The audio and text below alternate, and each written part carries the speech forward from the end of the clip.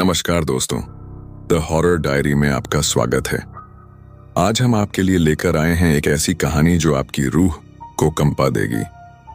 यह कहानी है कोलकाता के प्रसिद्ध आरजी कार मेडिकल कॉलेज के गर्ल्स हॉस्टल की, जहां की दीवारों में छिपे हैं कई अनसुलझे राज। तो आइए बिना किसी देरी के शुरू करते हैं आज की कहानी। मौन रात्रि। मेरा नाम अंजलि शर्मा है। मैं पिछले 5 सालों से मनोचिकित्सक के तौर पर काम कर रही हूँ, लेकिन आज जो कहानी मैं आपको सुनाने जा रही हूँ वह मेरे मेडिकल कॉलेज के दिनों की है, जब मैं RG Kar medical college Kolkata में MBBS की पढ़ाई कर रही थी। वह घटना मुझे आज भी रात में नींद से जगा देती है। साल 2018 की बात है। मैं अपने कोर्स के 3रे वर्ष में थी और हॉस्टल के कमरा नंबर 403 में रहती थी। हमारा गर्ल्स हॉस्टल एक पुरानी बंगाली शैली की इमारत थी, जिसे आज़ादी से पहले के ज़माने में बनाया गया था। यह हॉस्टल कॉलेज के मुख्य भवन से लगभग 500 मीटर की दूरी पर था और इसके चारों ओर घने बरगद के पेड़ थे। कहा जाता था कि ब्रिटिश काल में यह किसी अंग्रेज अफसर का बंगला था, जिसे बाद में कॉलेज प्रशासन ने छात्राओं के रहने के लिए हॉस्टल में बदल दिया था। हमारे हॉस्टल में कुल 4 मंजिलें थीं और हर मंजिल पर कुल 15 कमरे थे। मेरा कमरा 4थी मंजिल पर था और मैं अपनी दोस्त रीना के साथ रहती थी। हमारे कमरे से हॉस्टल के पीछे स्थित पुराने कब्रिस्तान का नज़ारा साफ दिखाई देता था। नए छात्रों को हमेशा चेतावनी दी जाती थी कि रात में वहां की ओर न देखें और न ही खिड़की खुली छोड़ें, पर हम तो मेडिकल स्टूडेंट्स थे, हमें इन बातों पर हंसी आती थी। हॉस्टल में एक नियम था कि रात 10 बजे के बाद किसी को भी बाहर जाने की अनुमति नहीं थी। वार्डन सविता मैम बहुत सख्त थीं और नियमों का पालन करवाती थीं, लेकिन हम छात्राएं कभी कभी छुप छुप कर पुराने लिफ्ट के जरिए छत पर जाती थीं और वहां पार्टी करती थीं। वैसे हमारे हॉस्टल के बारे में एक अफवाह बहुत प्रचलित थी। कहा जाता था कि साल 1985 में एक छात्रा मानसी सेन ने अपने प्रेम प्रसंग में असफल होने के कारण हॉस्टल की छत से कूदकर आत्महत्या कर ली थी। उसके बाद से कई छात्राओं ने दावा किया था कि उन्होंने रात में 4थी मंजिल के गलियारे में सफेद साड़ी पहने एक लड़की को देखा है, जो रोते हुए यह कहती है, मुझे बचा लो, मुझे बचा लो। मुझे और रीना को भी यह अफवाह पता थी, लेकिन हम दोनों ही इन बातों पर विश्वास नहीं करती थीं। हम वैज्ञानिक सोच रखने वाली छात्राएं थीं और मानती थीं कि ये सब केवल डराने की बातें हैं। लेकिन फिर वह रात आई जिसने हमारी सोच को हमेशा के लिए बदल दिया। दिसंबर का महीना था और सर्दियों की छुट्टियां शुरू होने वाली थीं। अधिकतर छात्राएं अपने घर जाने की तैयारी कर रही थीं। रीना भी अगले दिन अपने घर कटक जाने वाली थी। हमारी फाइनल एग्जाम खत्म हो चुकी थी और हम आराम कर रहे थे। उस दिन कॉलेज में वार्षिक समारोह था, जिसमें हम सभी ने भाग लिया था। समारोह देर रात तक चला और हम हॉस्टल लगभग रात 11 बजे लौटी। हॉस्टल पहुंचते ही हमें एक अजीब सी शांति का एहसास हुआ। रिसेप्शन पर कोई नहीं था और हॉल की लाइटें धीमी थीं। आमतौर पर इस समय भी हॉस्टल में शोर होता था, लेकिन आज सब कुछ अजीब तरह से शांत था। हमने सोचा कि शायद अधिकतर लड़कियां सो गई होंगी या सामान पैक कर रही होंगी। हम सीढ़ियों से 4थी मंजिल तक पहुंचे। लिफ्ट हमेशा की तरह खराब थी। गलियारा अंधेरा था और सिर्फ एक ट्यूबलाइट जल रही थी, वह भी टिमटिमा रही थी। हम अपने कमरे की ओर बढ़े। अचानक हमें किसी के रोने की आवाज सुनाई दी। यह आवाज गलियारे के अंतिम छोर से आ रही थी, जहां आपातकालीन सीढ़ियां थीं। रीना ने मेरा हाथ पकड़ लिया और कहा, अंजलि, क्या तुमने भी वह आवाज सुनी? हाँ, मैंने धीरे से जवाब दिया। कोई रो रहा है, शायद कोई छात्रा परेशान हो। हमने निर्णय लिया कि हमें जाकर देखना चाहिए, शायद किसी को मदद की जरूरत थी। हम धीरे धीरे उस आवाज की दिशा में बढ़े। जैसे जैसे हम आगे बढ़ते गए, आवाज और भी स्पष्ट होती गई। ये एक लड़की का रोना था, लेकिन इसमें कुछ अलग था। ये एक दर्द भरा रोना नहीं था, बल्कि एक अजीब सा विलाप था जो मेरे रोंगटे खड़े कर रहा था। गलियारे के अंत में पहुंचकर हमने देखा कि आपातकालीन सीढ़ियों का दरवाजा थोड़ा खुला हुआ था और रोने की आवाज वहीं से आ रही थी। रीना ने मुझे रोकने की कोशिश की, लेकिन मुझे लगा कि किसी को मदद की जरूरत है। मैंने धीरे से दरवाजा खोला और अंदर झांका। वहां अंधेरा था, लेकिन मोबाइल की फ्लैशलाइट से मैंने देखा कि सीढ़ियों पर कोई नहीं था।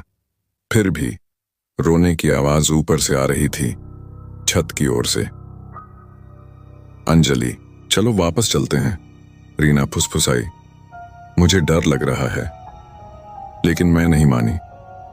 रीना, हो सकता है कोई मुसीबत में हो। हम डॉक्टर बनने वाले हैं, हमें मदद करनी चाहिए। हम धीरे धीरे सीढ़ियों पर चढ़ने लगे। हर कदम के साथ रोने की आवाज और भी तेज होती जा रही थी। मेरा दिल धड़क रहा था, लेकिन मैं अपने आप को तर्कसंगत बनाए रखने की कोशिश कर रही थी। अंत में हम छत के दरवाजे तक पहुंचे। रोने की आवाज अब बहुत स्पष्ट थी और मुझे लगा कि वह ठीक दरवाजे के पीछे से आ रही है। मैंने अपने थरथराते हाथों से दरवाजे को धकेला और वह खुल गया। छत पर चांदनी रात थी। दिसंबर की ठंडी हवा हमारे चेहरे पर लग रही थी।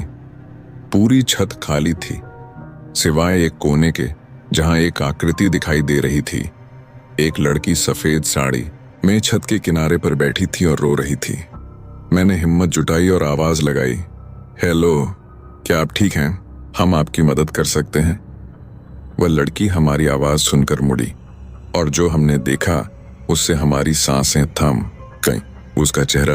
उसका कोई चेहरा नहीं था। जहां चेहरा होना चाहिए था, वहां सिर्फ एक धुंधला अंधकार था। रीना चीखी और पीछे की ओर गिर गई। मैं भी चीखना चाहती थी, लेकिन मेरी आवाज मेरे गले में ही फंस गई थी।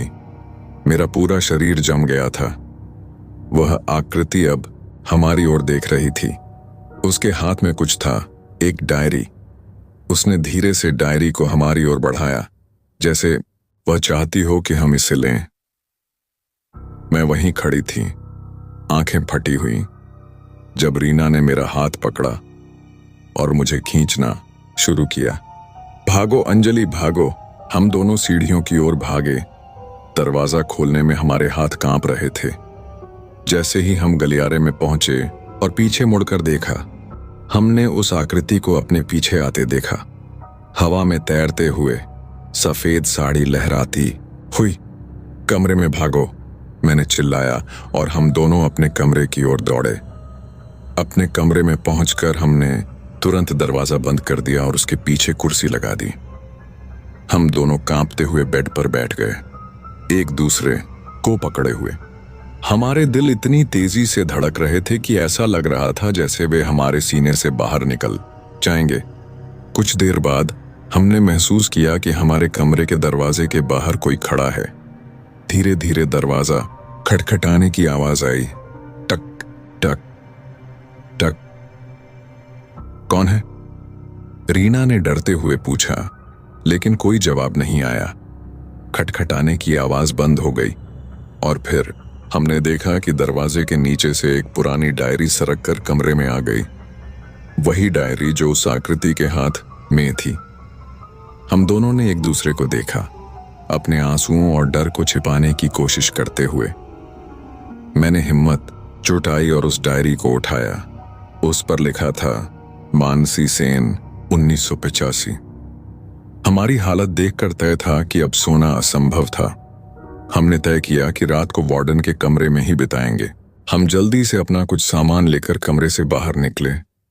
गलियारा अब पूरी तरह से शांत था और कहीं भी कोई आकृति नहीं थी। नीचे जाकर हमने वार्डन के कमरे का दरवाजा खटखटाया, लेकिन कोई जवाब नहीं आया। हमें यह भी अजीब लगा, क्योंकि सविता मैम हमेशा अपने कमरे में ही होती थीं। हमने लगातार दरवाजा खटखटाया, लेकिन कोई जवाब नहीं मिला। अंत में हम हॉस्टल के कॉमन रूम में गए, जो हमेशा खुला रहता था। वहां हम काउच पर बैठ गए और एक दूसरे को सांत्वना देने लगे। तभी मेरी नजर उस डायरी पर पड़ी जो मैं अभी भी पकड़े हुई थी। मुझे नहीं पता था कि मुझे इसे खोलना चाहिए या नहीं, लेकिन मेरी जिज्ञासा मेरे डर पर हावी हो गई। मैंने धीरे से डायरी खोली। पहले पन्ने पर लिखा था, मानसी सेन की diary, RG, Kar medical college, 1985 में। पन्ना पलटने पर मुझे पता चला कि यह एक मेडिकल छात्रा की डायरी थी जो अपने तीसरे वर्ष में थी, ठीक मेरी तरह। डायरी के शुरुआती पन्नों में उसने अपने कॉलेज के अनुभवों के बारे में लिखा था, कक्षाएं, दोस्त और यहां तक कि एक प्रेम प्रसंग भी जो उसके प्रोफेसर डॉ. अमित सेठी के साथ था। जैसे जैसे मैंने और पढ़ा, मुझे पता चला कि डॉ. सेठी ने मानसी को अपने साथ शादी करने का वादा किया था, लेकिन वास्तव में वह पहले से ही शादीशुदा थे। जब मानसी ने यह बात जानी तो वह टूट गई। डायरी के अंतिम पन्नों ने मुझे हिलाकर रख दिया। उसने लिखा था, आज रात मैं इसे खत्म कर दूंगी। डॉ. सेठी ने मेरे साथ धोखा किया है, लेकिन मैं अकेली नहीं जाऊंगी। मैंने उन्हें चाय में जहर मिलाकर दिया है और अब वह मेरे कमरे में बेड पर मरे पड़े हैं। अब जब पुलिस आएगी तो मैं यहां नहीं होंगी, लेकिन मैं वादा करती हूं कि मैं इस हॉस्टल को कभी नहीं छोड़ूंगी। जो भी मेरे कमरा नंबर 403 में रहेगा, मैं उसे भी वही दर्द दूंगी जो मुझे मिला है। मेरा आत्मा यहीं भटकती रहेगी जब तक न्याय नहीं मिल जाता। मैं और रीना दोनों स्तब्ध रह गए। कमरा नंबर 403, हमारा कमरा। अंजलि, क्या तुम्हें याद है कि हमारा कमरा बदलने के लिए हमने कितनी बार वार्डन से गुहार लगाई थी, लेकिन उन्होंने हमेशा मना कर दिया था? रीना ने कांपती आवाज में कहा। हाँ, मुझे याद था। हमें हमेशा अपने कमरे में अजीब अनुभव होते थे। अचानक ठंडा हो जाना, रात में अजीब आवाजें, और कभी कभी ऐसा महसूस होना जैसे कोई हमें देख रहा है। लेकिन हमने हमेशा इन बातों को नजरअंदाज किया था। सोचा था कि यह सिर्फ हमारा वहम है। अचानक हमें बाहर से शोर सुनाई दिया। कोई हॉस्टल में आ रहा था। हम तुरंत बाहर निकले और देखा कि वार्डन सविता मैम हॉस्टल में प्रवेश कर रही थीं। साथ में पुलिस भी थी। अरे, तुम दोनों अभी तक जागे हुए हो? सविता मैम ने हमें देखकर पूछा। मैं अभी रामकृष्ण अस्पताल से आ रही हूँ। एक छात्रा की तबीयत बिगड़ गई थी तो मुझे वहां जाना पड़ा। मैम, हमें कुछ बताना है, मैंने कहा और उन्हें पूरी घटना बताई। सविता मैम ने गंभीरता से हमारी बात सुनी और फिर पुलिस अधिकारियों के साथ छत पर गईं। हम नीचे ही रहे। डर के मारे हम वहां नहीं जा सकते थे। कुछ देर बाद वे सब नीचे आ गए। पुलिस अधिकारी बता रहे थे कि छत पर कोई नहीं था। लेकिन ये डायरी देखें, मैंने कहा और उन्हें डायरी दिखाई। पुलिस अधिकारी ने डायरी को ध्यान से देखा और फिर हमें बताया कि यह स्कूल लाइब्रेरी की एक पुरानी डायरी है जिसे छात्रा मानसी सेन ने 1938 में लिया था, लेकिन कभी वापस नहीं किया। लेकिन इसमें जो लिखा है, रीना ने कहा। पुलिस अधिकारी ने डायरी के पन्ने पलटे और हमें दिखाया कि उसके अंतिम पन्ने पर वह लिखावट नहीं थी जो हमने देखी थी। वहां सिर्फ 12 दिसंबर 1985 की तारीख थी और एक छोटी सी टिप्पणी, आज विश्राम, फाइनल एग्जाम खत्म। मैं और रीना दोनों अचंभित रह गए। हमें नहीं समझ आ रहा था कि क्या हो रहा है। क्या हमने जो कुछ भी देखा था वह सिर्फ हमारा वहम था? सविता मैम ने हमें अपने कमरे में रात बिताने का प्रस्ताव दिया और हमने तुरंत स्वीकार कर लिया। अगली सुबह कॉलेज के प्रिंसिपल डॉ. वर्मा ने हमें अपने ऑफिस में बुलाया। उन्होंने हमें एक पुरानी फाइल दिखाई जिसमें 1985 के एक मामले के बारे में जानकारी थी। एक प्रोफेसर डॉ. अमित सेठी की हॉस्टल के कमरा नंबर 403 में रहस्यमय मौत। जांच में पता चला था कि डॉमडिन सेठी की मौत जहरीली चाय पीने से हुई थी और आरोप एक छात्रा मानसी सेन पर लगा था जिसने उसी रात हॉस्टल की छत से कूदकर आत्महत्या कर ली थी। लेकिन मानसी के शव को कभी नहीं मिला था। मामले को बंद कर दिया गया था लेकिन तब से कई छात्राओं ने दावा किया था कि उन्होंने कमरा नंबर 403 में और हॉस्टल की छत पर अजीब घटनाओं का अनुभव किया है। डॉ वर्मा ने हमें बताया कि हर साल 12 दिसंबर को मानसी और डॉ सेठी की मृत्यु की तारीख को ऐसी घटनाएं होती हैं, इसलिए उस दिन वे आमतौर पर हॉस्टल खाली करवा देते हैं। लेकिन इस साल वार्षिक समारोह के कारण यह सब भूल गया था। तुम दोनों बहुत भाग्यशाली हो, डॉ वर्मा ने कहा। पिछले 35 सालों में कई छात्राएं जो कमरा नंबर 403 में रही हैं, उन्होंने या तो हॉस्टल छोड़ दिया है या उन्हें मानसिक समस्याओं का सामना करना पड़ा है। उस दिन के बाद मैंने और रीना ने कभी भी कमरा नंबर 403 में नहीं रहने का फैसला किया।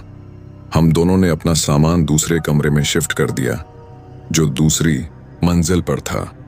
लेकिन एक बात मुझे अभी भी परेशान करती है। उस रात जब हम डायरी पढ़ रहे थे तब हमने जो देखा वह वास्तव में डायरी में लिखा था। लेकिन अगले दिन पुलिस अधिकारी ने जब डायरी देखी तो वह पन्ना अलग था। क्या यह संभव है कि मानसी अभी भी हमारे साथ संवाद करने की कोशिश कर रही है? क्या वह अभी भी न्याय की तलाश में है? मैं अब मनोचिकित्सक हूं और मनोविज्ञान में विशेषज्ञ हूं। मैं जानती हूं कि मानसिक स्थिति कभी कभी हमें ऐसी चीजें देखने और महसूस करने के लिए प्रेरित कर सकती है जो वास्तव में वहां नहीं है। लेकिन फिर भी मैं आज भी रात में जब अकेली होती हूं तो अपने पीछे किसी की उपस्थिति महसूस करती हूं। और कभी कभी जब मैं अपने बेडरूम की खिड़की से बाहर देखती हूं, मुझे एक सफेद साड़ी पहनी आकृति दिखाई देती है जो मुझे देख रही होती है। क्या यह मेरा वहम है या मानसी अभी भी मेरा पीछा कर रही है इस उम्मीद में कि मैं उसकी कहानी को दुनिया के सामने लाऊंगी और उसे न्याय मिलेगा? बात उन दिनों की है जब मैंने अपनी पढ़ाई पूरी की और दिल्ली के एक बड़े अस्पताल में मनोचिकित्सक के रूप में अपना करियर शुरू किया। मैंने सोचा था कि कोलकाता और आरजी कार मेडिकल कॉलेज से दूर रहकर मैं उस रात की यादों से भी दूर हो जाऊंगी। लेकिन ऐसा नहीं हुआ। हर साल 12 दिसंबर को चाहे मैं कहीं भी रहूं, मुझे रात में कोई जगाता है। एक ठंडा स्पर्श, एक धीमी सांस और एक फुसफुसाहट, मुझे बचा लो, मुझे न्याय दिलाओ। पिछले साल मुझे एक अजीब पेशेंट मिली, प्रिया मुखर्जी। वह 25 साल की थी और उसे बार बार भयानक सपने आते थे। उसके सपनों में हमेशा एक सफेद साड़ी पहनी महिला होती थी जिसका कोई चेहरा नहीं था और जो उसे एक पुरानी डायरी पकड़ाती थी। जब प्रिया ने मुझे ये बताया तो मेरा दिल धड़क उठा। मैंने उससे पूछा कि क्या वह कभी आरजी कार मेडिकल कॉलेज गई है। उसने कहा, नहीं, लेकिन मेरी बड़ी बहन वहां पढ़ती थी। वह 3 साल पहले एक दुर्घटना में मृत्यु हो गई। मैंने उससे उसकी बहन का नाम पूछा। पूजा मुखर्जी? उसने जवाब दिया। मुझे पूजा का नाम याद आया। वह मेरी जूनियर थी और वह भी कमरा नंबर 403 में रहती थी, उसी कमरे में जिसे मैंने और रीना ने छोड़ दिया था। पूजा की मौत एक कार दुर्घटना में हुई थी जब वह रात को कॉलेज से घर जा रही थी। मैंने प्रिया से बहुत सारे सवाल पूछे और धीरे धीरे एक डरावनी तस्वीर सामने आई। पूजा ने अपने मरने से पहले प्रिया को बताया था कि उसे हॉस्टल में अजीब अनुभव हो रहे थे। उसे लगता था कि कोई उसे देख रहा है और रात में वह अक्सर एक महिला को अपने कमरे में देखती थी जो उसे एक डायरी पकड़ाने की कोशिश करती थी। प्रिया ने मुझे बताया कि उसकी बहन की मृत्यु के बाद उसे ये सपने आने लगे और सबसे डरावनी बात यह थी कि हर सपने में वह महिला प्रिया को एक नाम बताती थी, डॉ अंजलि शर्मा। यह सुनकर मेरे रोंगटे खड़े हो गए। मानसी मेरा नाम जानती थी, वह प्रिया के सपनों में मेरा नाम क्यों ले रही थी?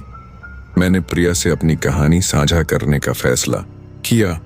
वह रात, वह डायरी और मानसी की आत्मा, शायद इससे उसे अपने सपनों को समझने में मदद मिलेगी। जब मैंने अपनी कहानी खत्म की, प्रिया कुछ देर चुप रही। और फिर उसने मुझसे एक ऐसा सवाल पूछा जिसने मुझे हिला कर रख दिया। क्या आपने कभी कॉलेज के अभिलेखागार में जाकर डॉ अमित सेठी और मानसी के बारे में पता लगाने की कोशिश की? मैंने स्वीकार किया कि मैंने ऐसा नहीं किया था। मैं तो बस उस कमरे से और उस कहानी से दूर भागना चाहती थी। तो शायद इसीलिए वह आपके पीछे है, प्रिया ने कहा। शायद वह चाहती है कि आप सच्चाई का पता लगाएं। प्रिया के शब्द मेरे दिमाग में गूंजते रहे। क्या वह सही थी? क्या मानसी मुझसे कुछ चाहती थी? मैंने एक गहरी सांस ली और एक कठिन निर्णय लिया। मुझे कोलकाता वापस जाना था। मुझे सच्चाई का पता लगाना था। 2 हफ्ते बाद मैं कोलकाता पहुंची। टजी कार मेडिकल कॉलेज बदल गया था। नई इमारतें, नए चेहरे, लेकिन वह पुराना गर्ल्स हॉस्टल अभी भी वहीं खड़ा था, जैसे समय ठहर गया हो। मैंने पहले कॉलेज के अभिलेखागार का दौरा किया। वहां 1980 के दशक के रिकॉर्ड्स खंगालने में कई दिन लग गए, लेकिन अंत में मुझे कुछ महत्वपूर्ण जानकारियां मिली। डॉ अमित सेठी वास्तव में एक प्रतिष्ठित न्यूरोसर्जन थे और मानसी उनकी छात्रा थी, लेकिन रिकॉर्ड्स में कुछ और भी था। मानसी ने कॉलेज के डीन को एक शिकायत पत्र लिखा था, जिसमें उसने डॉ सेठी पर यौन उत्पीड़न का आरोप लगाया था। यह शिकायत डॉ सेठी की मौत से ठीक 1 हफ्ते पहले दर्ज की गई थी। और एक और चौंकाने वाली बात, डॉ सेठी की ऑटोप्सी रिपोर्ट में बताया गया था कि उनकी मौत जहर से नहीं, बल्कि दिल का दौरा पड़ने से हुई थी। तो क्या मानसी ने वास्तव में उन्हें जहर दिया था? मैंने कोलकाता के पुराने अखबारों के आर्काइव भी खंगाले। 13 दिसंबर 1985 के अखबारों में डॉ सेठी की मौत और मानसी के गायब होने की खबर छपी थी, लेकिन मानसी के शव के बारे में कोई जानकारी नहीं थी। फिर मुझे एक महत्वपूर्ण सुराग मिला। 25 दिसंबर 1985 के एक अखबार में एक छोटी सी खबर थी। हुगली नदी से एक अनजान महिला का शव बरामद हुआ था, जिसकी उम्र लगभग 25 साल थी। क्या यह मानसी का शव हो सकता था? मैंने पुलिस रिकॉर्ड्स चेक करने का फैसला किया। पुलिस स्टेशन में भी यही कहानी थी। डॉ सेठी की मौत को प्राकृतिक मौत माना गया था और मानसी को लापता घोषित किया गया था। हुगली नदी से मिले शव का कभी पहचान नहीं हो सकी थी और उसे अंततः दफना दिया गया था। लेकिन फिर मुझे एक और सुराग मिला। तत्कालीन इंस्पेक्टर सुरेश रॉय, जो अब रिटायर हो चुके थे, उन्होंने इस मामले की जांच की थी। मैंने उनसे मिलने का फैसला किया। सुरेश रॉय अब 70 के ऊपर थे, लेकिन उनकी याददाश्त अभी भी तेज थी। जब मैंने उनसे मानसी और डॉ सेठी के बारे में पूछा तो उनका चेहरा गंभीर हो गया। वह एक अजीब केस था, उन्होंने कहा। दिखावे के लिए सब कुछ साफ था। डॉ सेठी की मौत प्राकृतिक थी और मानसी शायद आत्महत्या करके भाग गई थी। लेकिन मैंने पूछा। मुझे कभी यकीन नहीं हुआ। डॉ सेठी की मौत बहुत संदिग्ध थी। उनके शरीर पर कोई जहर के निशान नहीं मिले थे, लेकिन हमें उनके कमरे में एक कप चाय मिली थी, जिसमें एक अजीब पदार्थ था। हमारी लैब उस समय इतनी उन्नत नहीं थी कि हम उसकी पहचान कर पाते। और मानसी? मैंने पूछा। उसका शव कभी नहीं मिला। हाँ, हुगली नदी से एक शव मिला था, लेकिन उस जमाने में डीएनए टेस्ट नहीं होते थे। और मुझे एक बात बताने की हिम्मत नहीं हुई थी। उस शव के पेट में 3 महीने का बच्चा था। यह सुनकर मुझे झटका लगा। आप कह रहे हैं कि मानसी गर्भवती थी? सुरेश जी ने सिर हिलाया। हाँ, और हमें संदेह था कि यह बच्चा डॉ सेठी का हो सकता है। यही कारण था कि मानसी ने उन्हें शिकायत दर्ज करने की धमकी दी थी, और शायद इसी वजह से डॉ सेठी ने उसे मार दिया। मैंने पूरा किया। सुरेश जी फिर से सिर हिलाया। हम ऐसा ही सोचते थे, लेकिन हमारे पास कोई सबूत नहीं था। कॉलेज प्रशासन ने भी मामले को दबा दिया। वे नहीं चाहते थे कि उनके प्रतिष्ठित प्रोफेसर का नाम एक स्कैंडल में आए। मैंने अपना सिर पकड़ लिया। इसका मतलब था कि मानसी ने डॉ सेठी को नहीं मारा था, बल्कि उसके साथ अन्याय हुआ था और अब उसकी आत्मा न्याय के लिए भटक रही थी। सुरेश जी, क्या आप यह सब कोर्ट में बयान दे सकते हैं?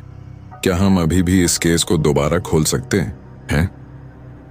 सुरेश जी ने मेरी ओर दयनीय नजरों से देखा। बेटा, अब इसके लिए बहुत देर हो चुकी है। डॉ सेठी की पत्नी भी अब नहीं रही और न ही कोई अन्य गवाह, और कॉलेज प्रशासन अभी भी इस मामले को अपने इतिहास से मिटाना चाहेगा। तुम्हें सिर्फ इतना कर सकती हो कि मानसी की कहानी को सबके सामने लाओ, उसकी कहानी को बताओ। उस रात मैं वापस हॉस्टल गई। मुझे पता था कि मुझे क्या करना है। मैंने अपनी पुरानी दोस्त रीना को फोन किया, जो अब कोलकाता के ही एक अस्पताल में डॉक्टर थी। रीना ने मुझे देखते ही पहचान लिया।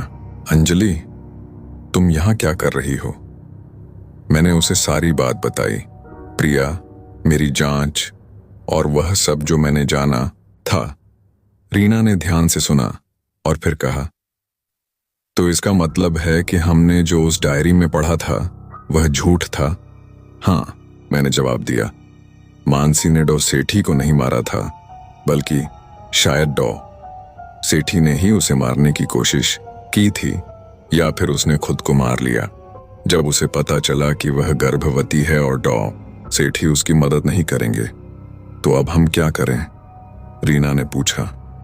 हमें मानसी की कहानी दुनिया के सामने लानी है, मैंने कहा, और इसके लिए हमें उस कमरे में जाना होगा, कमरा नंबर 403। रीना के चेहरे पर डर के भाव थे, लेकिन उसने मेरा साथ देने का फैसला किया। हम दोनों हॉस्टल गए और वार्डन से मिले। हमने उन्हें अपनी पहचान बताई और कमरा नंबर 403 देखने की अनुमति मांगी। वह कमरा अब बंद है, वार्डन ने बताया। पिछले साल से कई छात्राओं ने वहां अजीब अनुभव किए, इसलिए हमने उसे बंद कर दिया। लेकिन जब हमने अपनी कहानी उन्हें बताई तो वे हमें वहां ले गईं। कमरा नंबर 403 ठीक वैसा ही था जैसा हम याद कर सकते थे, छोटा, पुराना और एक अजीब सी ठंडक से भरा हुआ। खिड़की से अभी भी वही पुराना कब्रिस्तान दिखाई देता था। यहां कई साल से किसी ने नहीं रहा, वार्डन ने बताया। यहां तक कि सफाई कर्मचारी भी इस कमरे में आने से डरते हैं। हमने कमरे की अच्छी तरह जांच की। सब कुछ धूल से ढका हुआ था।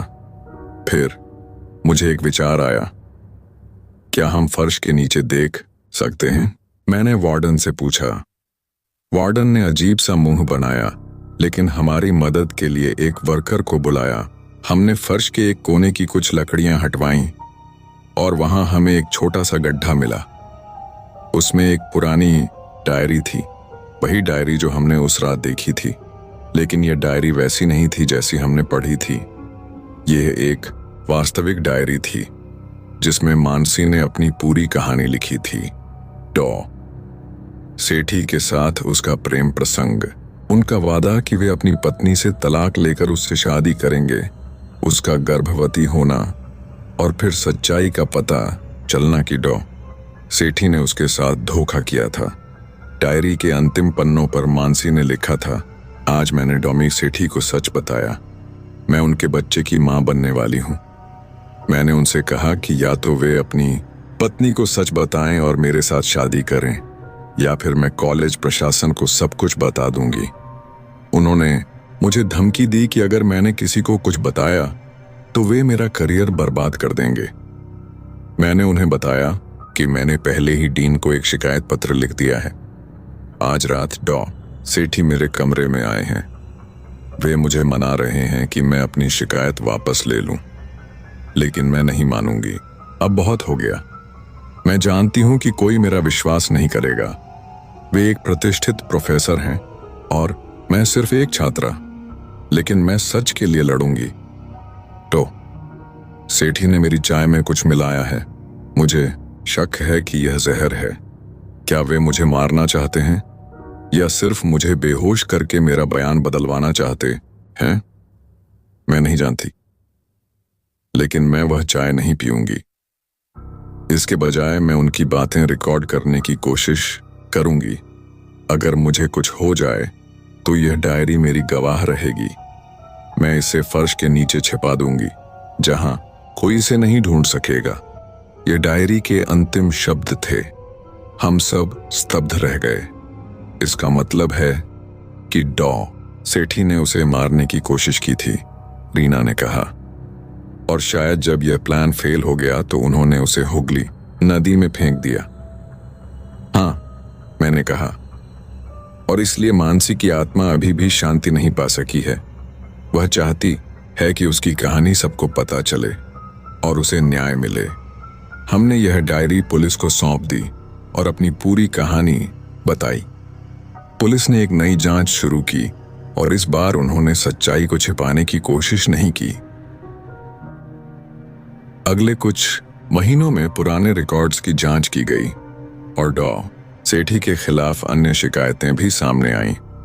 डीन के पुराने पत्रों से पता चला कि उन्होंने मानसी की शिकायत को दबा दिया था क्योंकि डॉ सेठी ने उन्हें रिश्वत दी थी।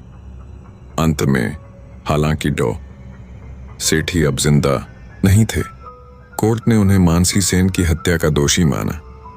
मानसी को मरणोपरांत न्याय मिला।